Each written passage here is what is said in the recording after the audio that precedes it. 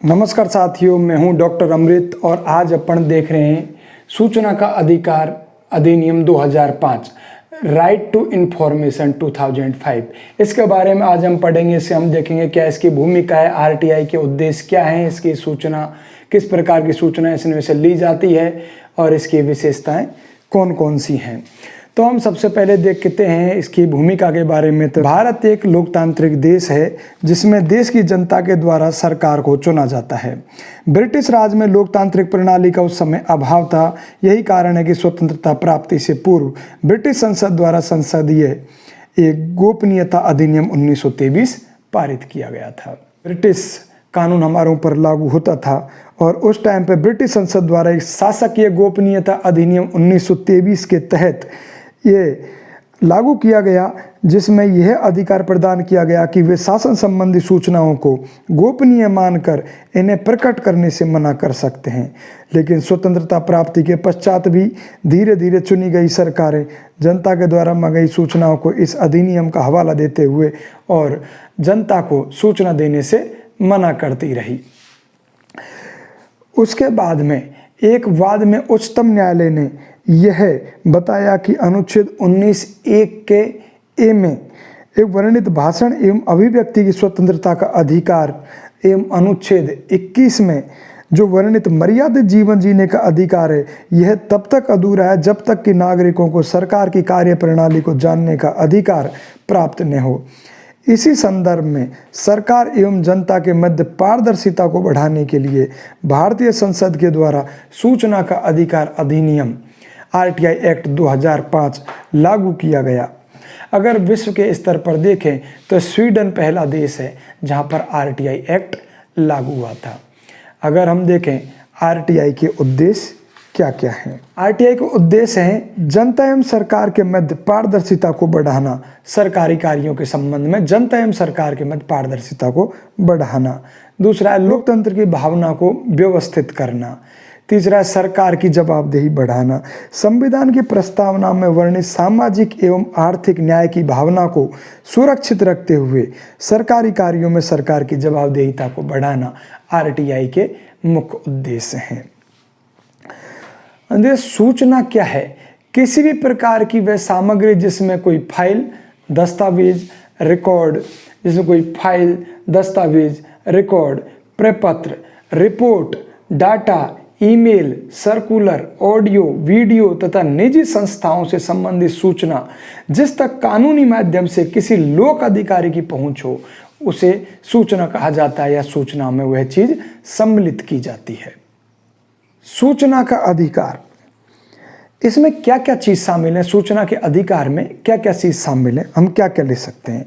इसमें किसी दस्तावेज की प्रति लेना, निरीक्षण करना, सुरक्षित रिकॉर्ड की जांच करना, इलेक्ट्रॉनिक माध्यम से संदेश प्राप्त करना, प्रक्रिया विहीन कार्यों का अवलोकन करना एवं निष्पादित कार्यों के संबंध में जानकारी प्राप्त करने से संबंधित इसमें सूचना से संबंधित अधिकार में शामिल है। आरटीआई एक्ट की जो सूचना अधिकार अधिनियम 2005 है, इसकी कौन कौन सी विशेषताएं हैं? तो इसमें देखते हैं आरटीआई के तहत सूचना लेने के नियम कौन कौन से हैं। इसमें एक तो ऐसी जानकारी जिसे संसद और विधानमंडल के सदस्यों को देने से मना नहीं किया जा सकता, आम आदमी को भी ऐसी सूचना देने से इनकार नहीं किया जा सकता है। यह सूचना का अधिकार अधिनियम सिर्फ भारतीय नागरिकों को ही इससे फायदा मिल सकता है। कोई विश्व का कोई दूसरे देश का नागरिक इससे संबंधित कोई सूचना प्राप्त नहीं कर सकता है। तीसरा, सरकारी महकमे में एक या ज्यादा अधिकारियों को पब्लिक इंफॉर्मेशन ऑफिसर के रूप में नियुक्त करना बहुत जरूरी है। इसमें प्रत्येक सार्वजनिक संस्था है, इसमें अपने कार्यालय में एक सहायक लोक सूचना अधिकारी एवं लोक सूचना अधिकारी को नियुक्त करना अनिवार्य बताया गया है, जो अपनी सत्ता से जुड़ी सूचनाओं को प्रदान करने के लिए अधिकृत है एवं जिम्मेदार होता है। चौथी विशेषता इसकी यह है कि जनता सूचना किसी भी रूप में मांग सकती है, कि वह कोई फोन नंबर मांग सकती है, पता मांग सकती है और कोई कार्य कितना हुआ है ये मांग सकती है, कब आरंभ हुआ मांग सकती है, कितना बजट आवंटित हुआ ये मांग सकती है, कितना उसका उपयोग किया गया यह मांग सकती है, और कर्मचारियों से संबंधित सूचना कब क्या कैसे आदि के रूप में जनता सूचना किसी भी रूप में किसी भी संस्था से मांग सकती है। सरकारी संस्था और सरकार से कोई वित्तीय सहायता सब्सिडी प्राप्त कर रही हुई संस्था इसमें शामिल होते हैं। इसमें आरटीआई की फीस 10 रुपये है और बीपीएल वालों को यह फ्री में सूचना का अधिकार के तहत सूचना प्रदान की जाती है। और यह आरटीआई वर्तमान में संपूर्ण देश में लागू है। धारा 370 हटाने से पहले यह जम्मू कश्मीर में यह अधिनियम लागू नहीं था, लेकिन धारा 370 हटाने के बाद में जम्मू कश्मीर को 2 केंद्र शासित प्रदेशों में विभाजित कर दिया है और तब से यह आरटीआई एक्ट संपूर्ण देश में लागू हो गया है। आरटीआई की फीस 10 रुपये रखी गई है और बीपीएल वालों को इसमें यह फ्री सेवा दी गई है। इसमें आरटीआई की फीस कैश के रूप में दी जा सकती है, डिमांड ड्राफ्ट के रूप में दी जा सकती है और पोस्टल ऑर्डर द्वारा भी इसकी फीस दी जा सकती है। अगर कोई ऑनलाइन सूचना मंगवाना चाहता है, ऑनलाइन एप्लीकेशन दे रहा है, ऑनलाइन भी फीस इसकी दी जा सकती है। मांगी गई सूचना का 30 दिन का टाइम रहता है, एक समय सीमा है 30 दिन। 30 दिन के अंदर अंदर लोक सूचना अधिकारी को सूचना देनी होती है। यदि कोई नागरिक किसी सार्वजनिक सत्ता से प्रतिबंधित सूचनाओं को छोड़कर अन्य किसी प्रकार की सूचना के लिए वह आवेदन करता है तो ऐसी सूचना 30 दिनों के भीतर उसे प्रदान की जानी आवश्यक है। कुछ परिस्थितियों में समय सीमा यह 45 दिन की भी हो सकती है। यदि किसी सूचना का संबंध किसी व्यक्ति के जीवन और स्वतंत्रता से जुड़ा हुआ है तो 48 घंटों के अंतर्गत वह सूचना दी जानी आवश्यक होती है। सहायक लोक सूचना अधिकारी के लिए समय सीमा 30 दिन से 35 दिन तक भी हो सकती है। अगली विशेषता यह है कि इसमें आरटीआई के दायरे में आने वाले इन सभी विभागों से सूचना ले सकते हैं। ये विभाग कौन कौन से हैं, जिनमें एक तो राष्ट्रपति, प्रधानमंत्री, राज्यपाल व मुख्यमंत्री के दफ्तर, संसद व विधानमंडल, चुनाव आयोग, सभी देश की अदालतें, तमाम सरकारी दफ्तर, तमाम सरकारी बैंक, सरकारी अस्पताल, पुलिस महकमा, सेना के तीनों अंग, देश के पीएसयू, सरकारी बीमा कंपनी, सरकारी फ़ोन कंपनियां, सरकार से फंडिंग प्राप्त करने वाले एनजीओ, स्कूल और कॉलेज, इन सारी जगहों से आरटीआई के तहत हम सूचना प्राप्त कर सकते हैं। कौन सी जानकारी आरटीआई के तहत नहीं ली जा सकती है? नंबर 1, जिनके सार्वजनिक होने से देश की सुरक्षा व अखंडता को खतरा होता है। इनमें इनके प्रकाशन से देश की एकता, अखंडता, संप्रभुता, सुरक्षा और मर्यादा को क्षति पहुंचती हो, ऐसी सूचना का हम नहीं ले सकते। एक दूसरे देशों के साथ भारत से जुड़े मामले, इसको भी हम नहीं ले सकते। ऐसी सूचना जिसका प्रकाशन किसी व्यक्ति या संस्था के कॉपीराइट का उल्लंघन करता हो, ऐसे भी हम इसमें नहीं दे सकते। और थर्ड पार्टी या निजी संस्थाओं से संबंधित जानकारी को भी हम नहीं दे सकते। किसी व्यक्ति के जीवन और स्वतंत्रता से जुड़ी हुई सूचनाओं को भी हम इस आरटीआई के तहत नहीं दे सकते। संसद और विधानसभा की कार्यप्रणाली से जुड़ी ऐसी सूचनाएं, इनको भी नहीं दे सकते। और यदि मंत्रिमंडल के द्वारा कोई निर्णय पहले लिया जा चुका है तो संसद की सहमति से उसका प्रकाशन किया जा सकता है। किसी संस्था के व्यापारिक रहस्य से जुड़ी सूचना को भी हम इसमें नहीं दे सकते। आरटीआई आवेदन की हम एप्लीकेशन किस प्रकार से लिखें और किस तरीके से हम सेंड करें, इसका कोई निश्चित परफॉर्मा नहीं है। हम एक क्या है कि सादे कागज़ पर भी हाथ से एक एप्लीकेशन लिख सकते हैं या टाइप कर सकते हैं और उसके साथ में 10 रुपये की फीस के साथ में उस कागज़ को हम भेज सकते हैं और एक जो लोक सूचना अधिकारी है उसके पास में हम फीस सहित उस कागज़ को, एप्लीकेशन को जमा करवा सकते हैं। तो आवेदन को सूचना मांगने हेतु कोई वजह और ब्यौरा देने की आवश्यकता उस एप्लीकेशन के साथ में नहीं होता है। सिर्फ वो अपना पता दे देता है और पते के द्वारा ही पूरी आरटीआई के तहत पूरी सूचना उस पते पर भिजवा दी जाती है। आरटीआई के तहत सूचना देने को कब मना किया जा सकता है? आरटीआई के तहत सूचना देने को तब मना किया जा सकता है जब यदि एप्लीकेशन किसी दूसरे जन सूचना अधिकारी या किसी दूसरे पब्लिक अथॉरिटी के नाम पर लिखी गई हो और ठीक से फीस का भुगतान अगर वह व्यक्ति सूचना लेने वाला नहीं कर पाए तो सूचना देने के लिए मना किया जा सकता है। और यदि कोई व्यक्ति बीपीएल में है तो वह गरीबी रेखा से जुड़े सर्टिफिकेट की अगर कॉपी नहीं दे पाए तो उसमें उसे सूचना देने से मना किया जा सकता है। और सरकारी विभाग के संसाधनों का गलत इस्तेमाल होने की अगर उनको आशंका है सरकार को तो आरटीआई के तहत सूचना देने से उसे मना किया जा सकता है। इसमें दंड का प्रावधान भी रखा गया है। सामान्यतः क्या होता है कि एक प्रार्थना पत्र दिया और उसके अंदर पोस्टल ऑर्डर दे दिया और एक एप्लीकेशन दे दी तो 30 दिन के अंदर अंदर आपको सूचना प्राप्त हो जानी चाहिए।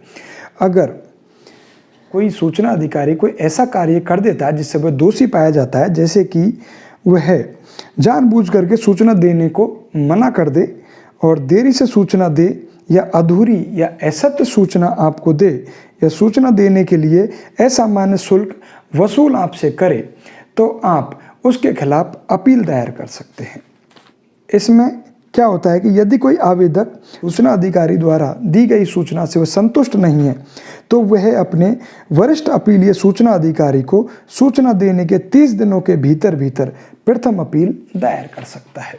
तो प्रथम अपीलीय अधिकारी के पास वह अपील दायर कर सकता है और यहाँ से आपको फिर सूचना निःशुल्क दी जाएगी और आपको 30 दिन के अंतर्गत सूचना मिल जानी चाहिए। और यदि आपको प्रथम अपीलीय अधिकारी से भी सूचना नहीं मिलती है और आप संतुष्ट नहीं होते हैं तो आप द्वितीय अपील कर सकते हैं और द्वितीय अपील के लिए 90 दिन का समय मिलता है। जिस दिन प्रथम अपील की जाती है उसके 30 दिन के बाद से अगले 3 महीने तक आप द्वितीय अपील कर सकते हैं। राज्यों से संबंधित सूचना के लिए राज्य सूचना आयोग में अपील कर सकते हैं और केंद्र सरकार के विभागों से संबंधित सूचना के लिए केंद्रीय सूचना आयोग में आप अपील कर सकते हैं। उसके बाद में जो सूचना आयोग होता है वह संबंधित पक्षों का मौखिक और लिखित रूप में साक्ष्य प्रस्तुत करने के लिए कह सकता है, क्योंकि उसको दीवानी न्यायिक अधिकार प्राप्त है। वह कोई दस्तावेज फाइलों की जांच कर सकता है, निरीक्षण कर सकता है और प्राधिकारी से एक विस्तृत जानकारी या तथ्यों की जांच कर सकता है। आयोग किसी भी मामले में तृतीय पक्ष को भी सुन सकता है। इसके बाद में हम देखते हैं आरटीआई की महत्वपूर्ण कुछ धाराएं होती हैं। देखते हैं कि धारा 6(1) इसमें आरटीआई का आवेदन लिखने की धारा है। ये धारा 6(1). धारा 6(3) में आवेदन गलत विभाग में चला गया हो तो सही विभाग में 5 दिन के अंतर्गत भेज दिया जाएगा। ये धारा 6(3) में है। धारा 7(5) में यदि बीपीएल कार्ड वालों को शुल्क नहीं लगेगा, इसमें 7(5) में लिखा हुआ है कि बीपीएल कार्ड वालों को शुल्क नहीं लगेगा। धारा 7 के 6 नंबर में लिखा हुआ है आरटीआई का जवाब 30 दिनों में नहीं आता है तो सूचना निःशुल्क दी जाएगी। धारा 8 में है कि वो सूचना आरटीआई में नहीं दी जाएगी जो देश की सुरक्षा के लिए जिससे खतरा है। धारा 18 में लिखा हुआ है कोई अधिकारी जवाब नहीं देता है तो उसकी शिकायत सूचना अधिकारी को दी जाए। धारा 19(1) में लिखा हुआ है आरटीआई का जवाब 30 दिन में नहीं आता है तो आप प्रथम अपीलीय अधिकारी को प्रथम अपील कर सकते हैं। अब हम देखते हैं सूचना अधिकार अधिनियम में कुछ अपवाद भी हैं, मतलब इन्हें देने के लिए सरकार बाध्य नहीं है। जैसे ऐसी सूचना जिसे देने से देश की प्रभुता, अखंडता, सुरक्षा और राष्ट्र हित को नुकसान होता हो या विदेशी संबंधों पर प्रतिकूल असर पड़ता हो, ऐसी सूचना मना कर सकती है सरकार। ऐसी सूचना जिसमें संसद और विधानमंडल के विशेष अधिकार भंग होते हों और जिस पर न्यायालय ने रोक लगा रखी हो, ऐसी सूचना के लिए मना किया जा सकता है। ऐसी सूचना जो अपराध के लिए उकसाती हो, जिससे किसी तीसरे पक्षकार की प्रतियोगी स्थिति को हानि होती हो। ऐसी सूचना जो पुलिस और सुरक्षा व्यवस्था को बनाए रखने के लिए विश्वास में दी गई सूचना के स्रोत को उजागर करती हो। जो सूचना किसी विदेशी सरकार से विश्वास में प्राप्त हो और या कैबिनेट के कागजातों से संबंधित सूचना।